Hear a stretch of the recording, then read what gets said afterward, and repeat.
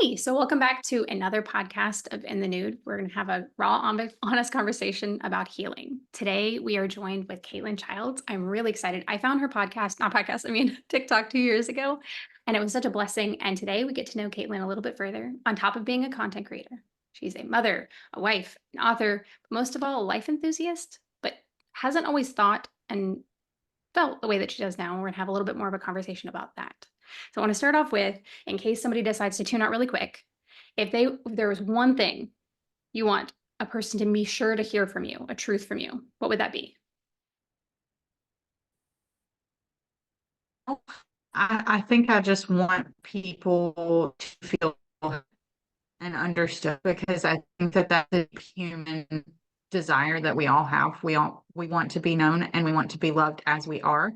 And so I think that I just want to let people know that struggles are normal and that everyone has them. And it's just about finding strategies to overcome them. And that's basically what we're going to be talking about through my story and what I'm going to be sharing. I love it. So very true. Often we can feel isolated and feel like there's something wrong or broken with us, but everybody has strengths and everybody has weaknesses. That's beautiful. I love that. So, on the topic of strengths and weaknesses, where do you feel like your healing journey started? So, ironically, it started when my dad got sick. In 2020, he was diagnosed with stomach cancer the same week of my grandmother's funeral. So my grandmother passed away of dementia-related illnesses, and then literally that Thursday, he was diagnosed with stomach cancer. And it was one of those things where you're just kind of living your life and going about the way you're used to, and then something disrupts that, and you're faced with a situation where, okay, something has to change because the way I'm used to doing things is not going to work for this. And so it just kind of made me reevaluate the way that I was living and the way that I was pursuing certain things. And I decided that I wasn't okay with the choices that I had been making and that I needed to take a different route. Yeah, that's completely fair. I feel like healing is the precipice of healing most of the time comes from something uncomfortable, something bad, Mhm. something unwanted, like the mover. Right. Mhm. So I know that in your healing journey, a large part of that is your relationship with God. And sometimes when things go wrong in our lives, I know at least for me personally, there is a duality that exists as far as like, yes, there's a hope of maybe there's love with God, but there's also some levels of like frustration and bitterness at you're the creator. Why aren't you doing something about this? What in your healing journey allowed you to move toward God instead of away from him? Yeah. I had a lot of those same questions, especially when my dad's diagnosis was not the first thing that went wrong. It started, actually, I guess I could say it started in 2019, because my aunt and uncle had this big, beautiful property that we all used to go to as a family. And my uncle developed some health issues and they lost that property. And so it was like we lost a part of our family almost because we didn't have a place to gather. And then I lost my dog, who I know some people like don't care, but for me, my dog was like my child. Yeah. And he was my best friend and he was my source of comfort. And so losing him and losing that property, it was like everything was being stripped away from me that I knew and that was comfortable and familiar to me. And so it is easy to go, okay, God, you could have done something about that. So why does it feel like you're taking things away from me when you say you love me and you say you want a relationship with me? It's really, really difficult to come to terms with that. But what I've found is that God doesn't mind questions, and he doesn't mind when you come to him with those for lack of a better term, accusations. And you're like, what gives, man?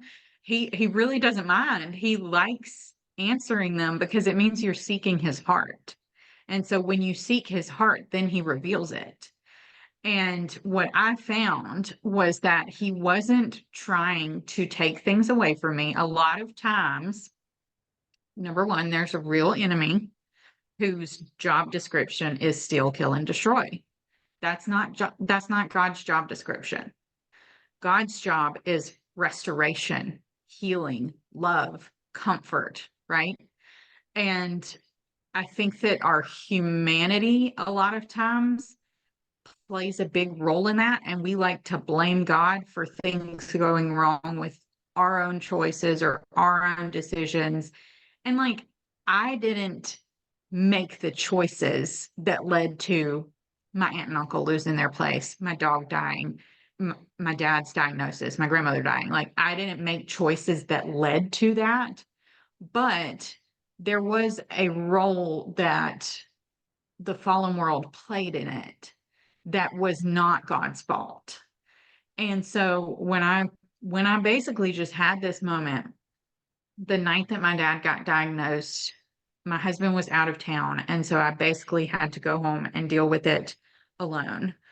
And it really caused me to be like, okay, God, if you are who you say you are, prove it. If you are really the healer, if you are really the comforter, if you are really all of these wonderful things that you say that you are, I need to see it. And that was when he was like, okay, ask and you shall receive. And he didn't hold back.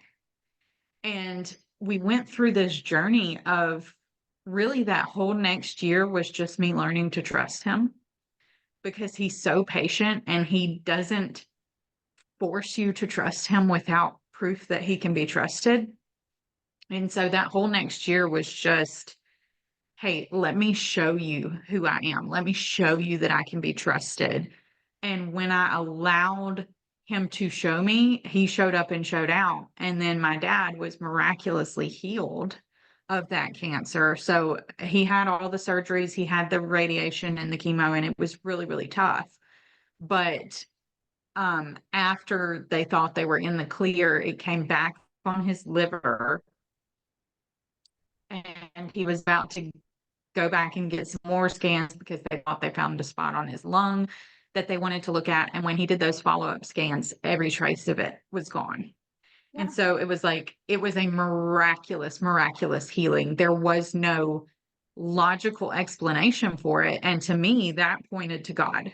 And I was like, he must be everything he says he is because he told me he would heal him and he did. And so I think that just asking the questions was really what led to the truth. Yeah. Yeah. The openness to yell into the devoid. Mhm. Fair Yep. enough. So if you were talking to a person who's had like is a skeptic, right? They've had a lot of religious trauma. I'm a person who's had a lot of religious trauma, but um, what would you say to them if they're sitting there and the idea of God makes them feel retracted or frustrated, or the fact that they may even not even want to continue listening right now because we're talking about God? What would you say to them? Jesus had religious trauma too. He did. He was killed by the religious people. I mean, they didn't even accept him. And so I think when we look to human beings to represent who God is, we're always going to be disappointed because they are not God. And we can only understand a finite amount of who God is in his lifetime. Even the ones who pursue him with their whole heart for their whole life will only ever know a fraction of Yeah. who he is because he's so limitless. And so the people that are coming across as like, well, I know what God would say. I know what Jesus would do. And he would say, you suck and you're doing everything wrong. Like, they don't get it. They don't get it because they are projecting who they think God is in this small little confined box that they've created for him onto you. And that's not what God would do. God's heart is for his children. He is for you and not against you. And so if someone's telling you God hates you, God's mad at you, you're doing it all wrong, then they must not be aligning themselves with those verses. because that's not what my Bible says. My Bible says that he is for you. My Bible says that he loves you. My Bible says that he will never leave you or forsake you. So I would encourage those people to just ask the questions for yourself. Don't take what anybody says as gospel truth if you haven't read it and discovered it for yourself.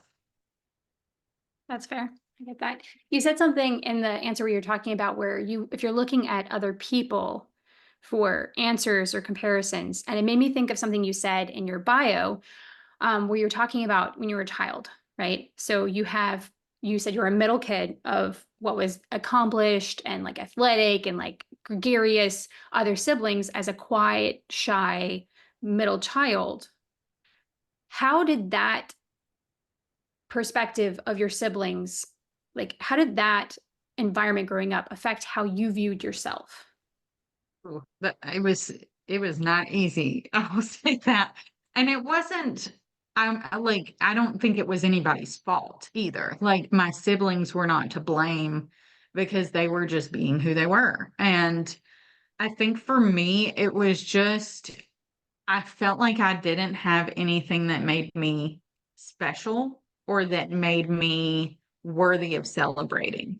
So, for instance, my older brother, he is one of those people that if I practiced something for 3 hours a day and I got really good at it and then I challenged him to it, he could beat me every time on the first try. Like he just is naturally great at everything he does without even trying. And so for him to be like athletic and popular and charismatic and like just super likable guy, I was like, okay, I need to find my thing. So maybe I can be smart because I like to read books and I can use big words and people tell me that I'm wiser than my years and all of this. And so I was like, okay, that'll be my thing. I'll be the smart kid.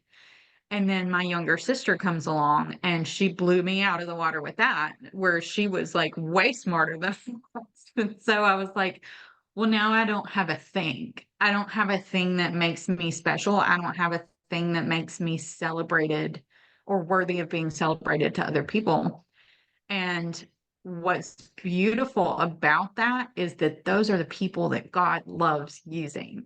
If you feel like you're not special, he's like, ooh, we can do big things together because my power is made perfect in weakness. So if you think you're not special, let me put you on a pedestal, like he did with David and Goliath. If you look at that story in the Bible, and it's like David was just a teeny tiny puny shepherd boy, and you have this giant that everyone else is so afraid of that they won't even think about going against.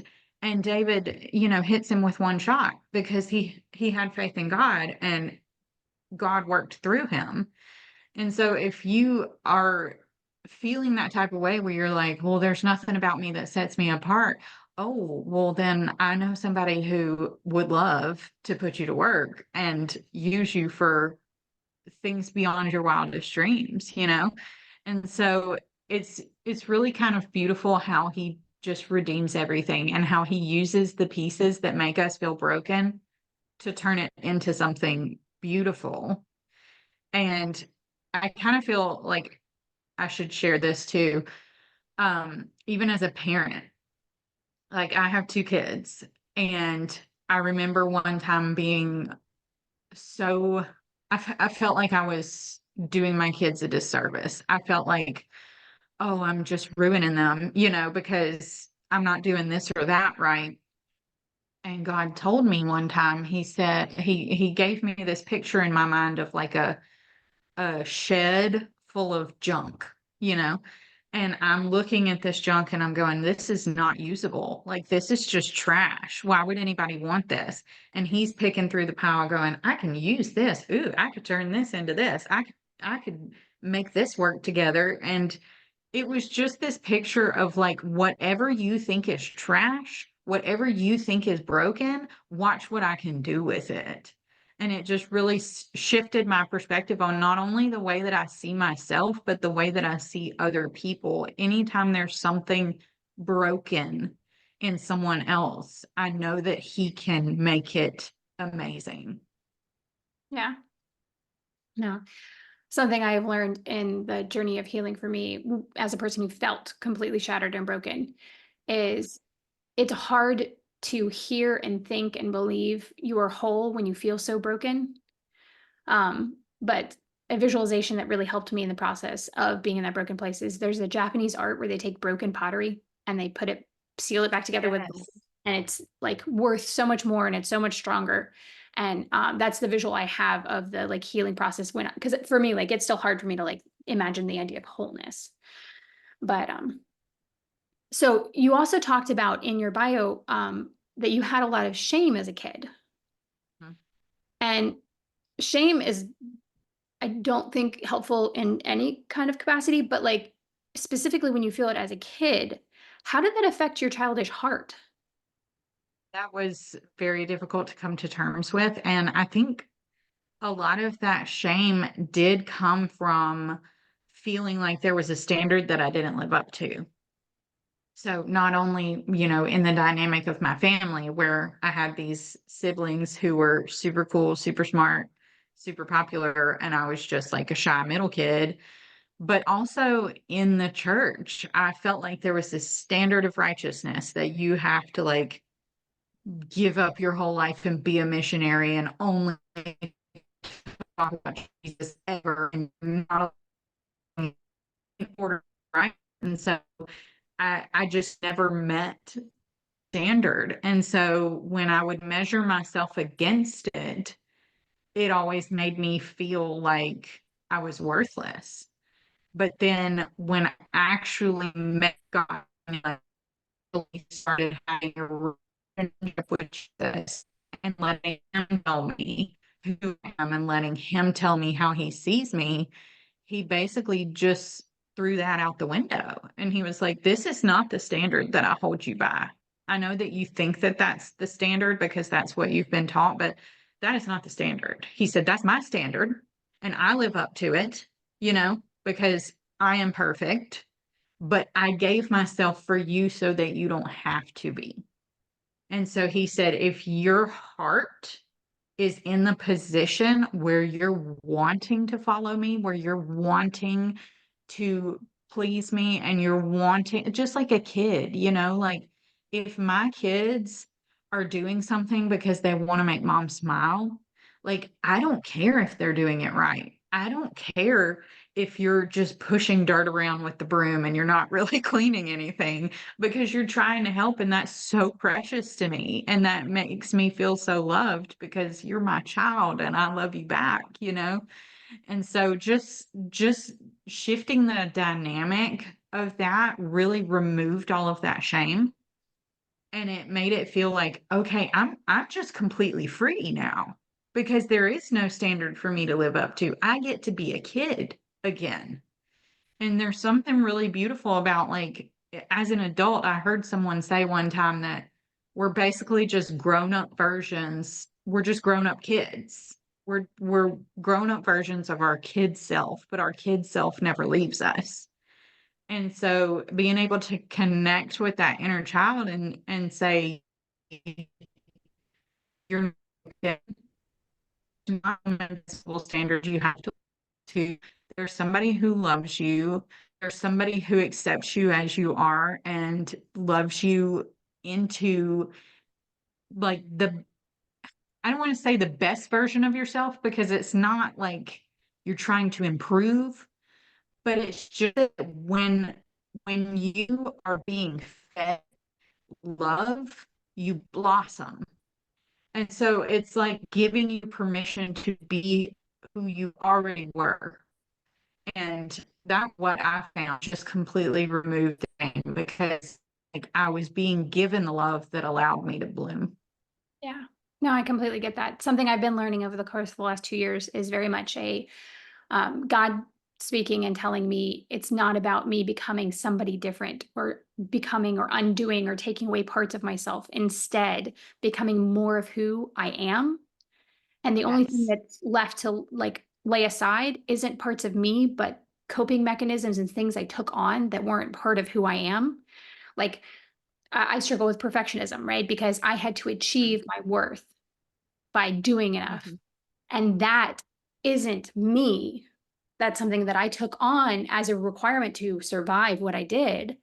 But it's unfettering the things that I've like the like a ship pulling the barnacles off of it, same type Mhm. of thing. So I completely understand that perspective because for me, it's very much been it's not changing who I am. It's becoming and Yes. enveloping more into who I am and Right. releasing the things that aren't.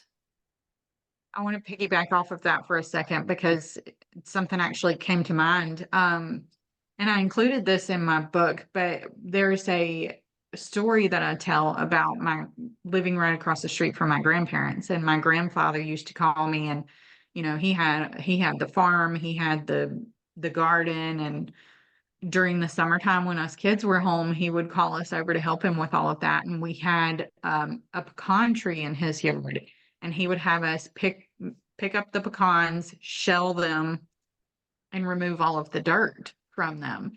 And so it's like when you take this pecan, you have to pry it out of its shell.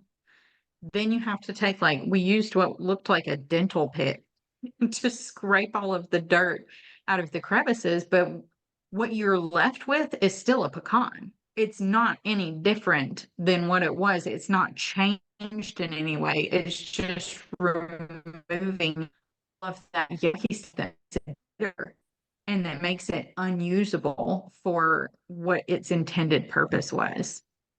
Yeah. Yeah. There's a lot of things I feel like in nature that kind of show that process. And like I was sitting on the beach earlier this year and I was sitting and thinking about how sometimes we think about the hard things in our life and how horrible they are. But then you can look at like the sand on the beach, right? The only way that that beautiful sand that causes you to be calm and contented exists is because something else was broken apart. And then take it even further, then it's set on fire and that's how you make glass. Like it is through Mhm. the hard things that things change and adjust and get to a different level. It's not fun to Mhm. go through. But Right. and never at any point is the glass not sand. It's just a different rendition of it. Mhm. Yeah, that's Yep. totally get that. Um, so if you were talking to somebody and giving them one practical thing, you can pull this from like she has an amazing book that walks through if you're wanting to have a life where you don't feel limited. She'll talk about this at the end, but so obviously you can pull from there or anything else. But if you're talking to one person who's a skeptic, right? They don't know God. What is one practical thing that you would say, hey, this is something that really helped me? And then if you're talking to somebody who does believe in God, whether they're not fully connected or otherwise, what would be one practical thing you would say to them? So it's kind of the same, just in different avenues. So the first thing I would encourage you to do is just say, God, if you're real, show me. Like if you're a skeptic and you're like, I don't even know what I believe, I don't even know what's true, just say, God, if you're real, show me and mean it, and he will show up. Now, he may not do it immediately. You may have to wait. He may catch you off guard and take you by surprise, but he will show up. And then along that same line, for people who are believers but just want to deepen their relationship, I would say, God, if there's anything I'm misunderstanding about you, show me. If there's anything else you want me to learn about you, show me. It's really just a matter of asking questions. Like so many people are afraid to ask questions because we're told, like, shush, you shouldn't do that. You just, sit and eat what you're fed, kind of thing. Um, but asking the questions is what led me to the truth, and the truth never minds being questioned. Like if you if somebody is trying to find out if you're lying to them or not, they're going to ask you questions. And if you're telling the truth, you don't mind that because you're like, okay, I'll prove it to you. But if you're lying, then you're going to be like, I don't like that. I'm going to get defensive. But I think that that's a lot of times how we think God is. Like he's just going to be defensive and, take offense at our questions. And he's not, he's really not. And he wants us to come to him like little children. And if you've ever met a little child, they ask 1.5 billion questions. per day.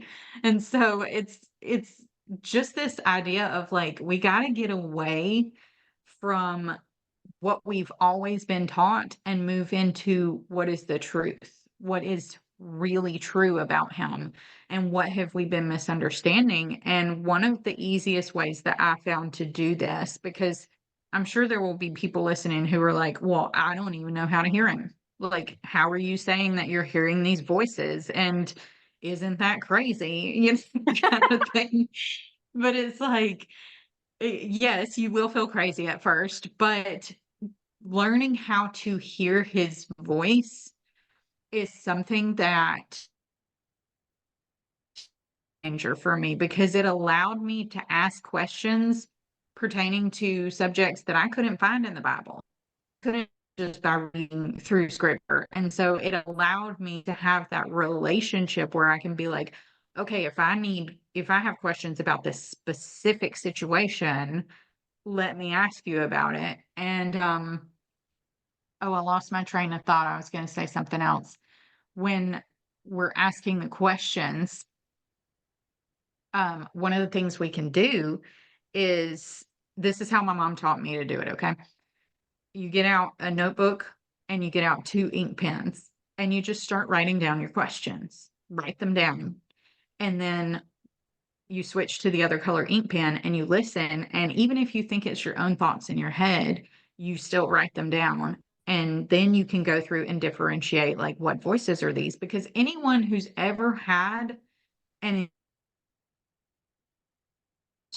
where you're like, I can't even believe I just thought that. You know that's not you. You know that you would never think that. And so we can conclude that that would mean that there are outside sources trying to put these thoughts in our mind. And so we need to be able to tell the difference between our thoughts and outside sources. Sources of good and evil. And it's pretty easy to tell the difference between those most of the time, but we tend to get confused when it comes to what is my thoughts versus what is God's thoughts. And the easiest way that I've found to do that is by using that journaling technique and then taking that answer portion and comparing it to, okay, does this line up with what the Bible says about God? Is it kind? Is it loving? Is it fatherly wisdom that he would give to me? Does it make me feel uplifted and encouraged, or does it make me feel shame and guilt and condemnation? Because the chances are that that's just the enemy, you know, trying to keep you away from God. So that's just one exercise that I used that really, really helped me hone in on it. And it took some practice and it took some time. But once I was able to hear him clearly, it changed everything. Yeah. No, I totally get that. One of the things that I've told to my kids in the process of trying to do it is for me, as a person who had horrible inner bully, almost every thought I ever had was negative and bad. When I started trying to hear God, it was fairly easy for me to differentiate because I never had kind things to say in my head. So if you're like me, it's a nice litmus test because basically if it says anything kind, you're like, oh, that doesn't sound right. Right? And that was okay, so let me share this because this was one of the first instances that God ever told me something that shifted my perspective on how I thought about myself. When I was first learning to hear him like really, really well, one night he had me turn off the TV. He said, I want you to turn off the TV so we can talk to you. Well, I'm not going to tell myself to turn off the TV because I was enjoying my shows, you know? And so that was the clear indicator that it was him. And then he said, I want to talk to you about what you earn versus what you deserve. And I was like, okay, where are we going with this? He said, why don't you tell me the kind of things that you earn? And I said, well, you can earn trust, you can earn people's money, you can earn people's respect. And he said, okay, now what do you deserve? And another thing I found is that when he's speaking, a lot of times he asks you questions that draw it out of you. And that's not, I don't have the ability to do that to myself. So that's a good indicator too. But as we were having this conversation, and he said, what do you deserve? Well, I gave him the Bible school answer. And I said, I deserve nothing because I'm a dirty, dirty sinner and I'm worthless apart from you, you know? And he stopped me dead in my tracks because he said, wrong. He said, that was who you used to be when you were living in sin, when you were apart from me. But now you're a new creation.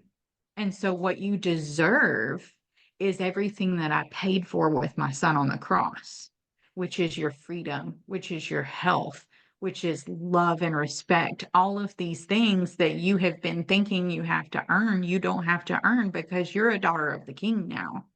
And daughters of kings don't earn their title, it's their birthright. And so just having him speak that life into me, it started to shift the way that I saw myself. And a lot of people think that when you come to God, it's like, oh, you have to disappear entirely. Like who you are has to disappear because that's the whole idea, right? You have to die to yourself so that he can live in you. And so it's just his way or the highway. But that's nothing could be further from the truth because although you are quote unquote dying to self, it's removing your desires and what you think you want for yourself for what he knows is better. So you're not exchanging something for less value, if that makes sense. You're exchanging it for more value. I And kind of so when in my head, it I'm kind of, sorry. oh, you're fine. In my head, it kind of connects to like if you're in a partnership with somebody in like a paramour relationship, when Mhm, you when they have something they want to do that you don't necessarily want to do, but you love mhm, them, and so that you don't even have a thought of why would I? Your thought process is, mhm. okay, we'll figure out how this works. And it isn't because it's necessarily always easy to make that choice to sacrifice, but because it's not a thought that you need to consider. Right. It's doing the thing for the person you love. Yeah. But anyway, so going back, you were saying you don't, it's not about lessening yourself. It's not about becoming him. Right. It's about him encouraging you and giving you the freedom to become who you always were in the first place. Yeah. And when he started speaking life into me like that, I noticed that I went from this person who would, carry myself like this, like head down, avoid eye contact, don't draw attention to myself, to now I was entering rooms like with my head held high and standing up straight because I don't care if people don't like me because I'm a daughter of the king and he says I'm awesome. And if the God of the universe says that I'm awesome, like y'all can't tell me nothing. That's Yeah. just really was a confidence booster. And I think that a lot of times people don't think that God is uplifting like that. And he really truly is. But that's why we have to get to know him for ourselves. Yeah. A question I have whenever somebody talks about, putting off yourself and putting on God, like it's a terminology in religion. My response would be if that's the case, if that's what God wanted for all of us to become like him and just be him, why did he make us all so unique? Why did he make us with different gifts and different personalities? And why would he do that? It isn't about all of us becoming him.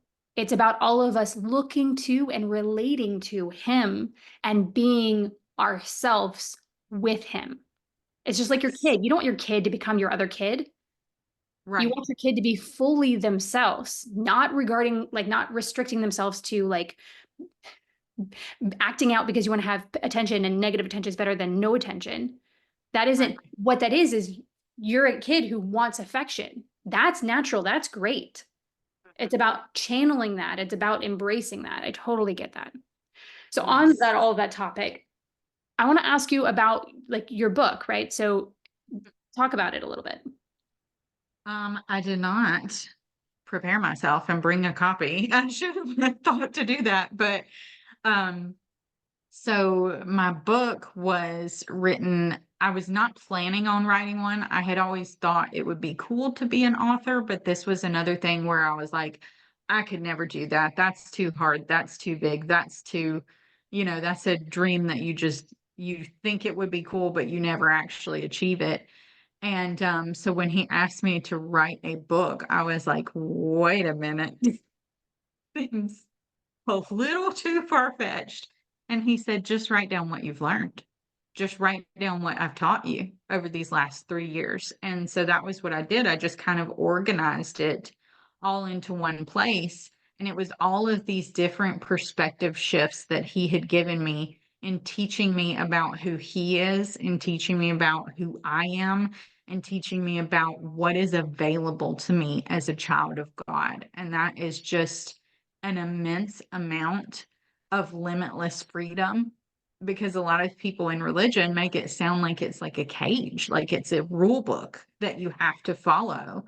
And I was fine with that growing up because I was a rule follower. So I was like, just tell me what to do and I'll do it. But that's thinking like a slave and not thinking like a child. And so when we think about our children, we don't want to just give them a list of rules to stifle them. We want to give them guidance that's going to help them grow into the most well-rounded people they can be. And so when he gives us guidance, it is for our good and not for restrictions. And he reveals that to us a little over time. It's not like he sits you down and says, okay, here's your list of rules that you have to follow if you want to be my kid. And if you mess up, then I'm just going to quit talking to you. Like, that is so opposite of who he is. And so just compiling all of those revelations in one place, I think has been really beneficial, because it just, how people say that it's better to learn from other people's mistakes than to make them yourself. And some people have to make them themselves. Some people have to learn by doing. But for people who are like me, who like to learn from other people's experiences, I think that it's a great benefit to them, because it's 3 years worth of learning and revelations about my relationship with him. Yeah. And then like you said, it's not only that, but you organized it in a way that it's like progressing and like helps your brain like logic around it. Yes, because it's separated into, so it's called 7 Days to a Life of Limitless. And the idea behind it is that I take you on a journey where for 7 days you take it one chapter a day. So it's not too overwhelming. And then you just really marinate on what you're learning that day. So each chapter is pretty quick read, and you go through it and you just kind of marinate on, okay, today I'm focused on how to hear his voice. And then tomorrow I'm going to focus on what promises he has for my life. And then the next day I'm going to focus only on my identity. And so by the end of the week, you have all of this new information and these new perspectives without being bombarded by it all in one take. So I love that. A streamlined process to help give your 3 years in a concise week. yes. Okay, so I have one silly question. Looking at your writing and all of that, I couldn't help but ask myself, do you, or in the past, have you been creative in your writing? Like, have you done short stories or poems or anything like that? Because it definitely has that feel. So when I was younger, like I want to say fourth or fifth grade, I used to have to write short stories for class. Like we would have an assignment to write a short story about a certain subject or something like that. And so I would write these short stories for these assignments. And I actually dedicated my book to one of my fifth grade teachers because she had read one of those assignments, and she pulled me aside on the playground and she said, "You're going to be an author one day. I'm going to look in the newspaper and I'm going to see your picture and it's going to say author." And it just stuck with me that she saw that in me, even at such a young age. And I kind of played around with, story ideas. I always thought that if I wrote a book, it would be a fictional, book, just a crazy story that I made up or something. And nothing ever really landed. I never got all the way to the end. So maybe one day I'll write a fictional book, but for now, this is how I'm getting my feet wet. So. Totally get that. And I love the fact that you had a teacher. Like, that's the beauty of when somebody can speak to what is inside of us. And what is it? The truth makes you have peace and feel heard, and a lie makes you feel shame and like down. And I love the fact that you had somebody speak that truth over to you. Um, Yes, absolutely. Yeah. So perfect. Okay. The last thing I want to do before we close up is I want to have people be able to connect with you. If they don't already have, where to follow you or how to get more information from you, where would they go to do that? So right now I'm primarily on TikTok and it's just my name, or you could also put in Childs at Heart. My last name is Childs, Childs. So you put in Childs at Heart and it'll pull up my profile. That's where I'm primarily active right now. Although there are some fun, exciting things in the works that I think will have me transition over to not ditch to I'm going to try putting those things on Instagram and on YouTube. So my Instagram handle is also Childs at Heart. It just has a period between each word. Mhm. And then my YouTube handle is Childs at Heart as well. Okay, perfect. So I don't know if you said something in between where you were saying something about TikTok and moving over, but it broke up for a second. So Oh, I'm sorry. okay. Yes, we've got some projects that are happening behind the scenes that within the next couple of months we're going to try releasing those. It's just we're waiting on some logistical things to come through, but Nice. that will be mainly on Instagram and YouTube with little snippets on TikTok. So Yeah, yeah, perfect. And then on your TikTok, when you get to that profile, you have a link that gets you to your website if they want to get the book, anything like yes. that as well.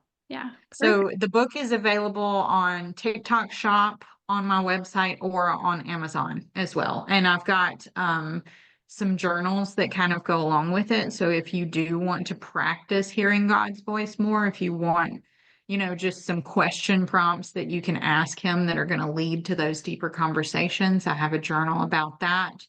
I have a kid's version of that journal, which also doubles as a coloring book. And then I have a prayer journal that allows you to just document what you're praying for, you know, and document when it's answered and having scripture to stand on and things like that. So those are all available on all of those platforms. Okay, perfect. Love it. Well, thank you so much for having taken the time and sharing your journey with healing and all of that. I love it. Yes, thank you for having me. All right.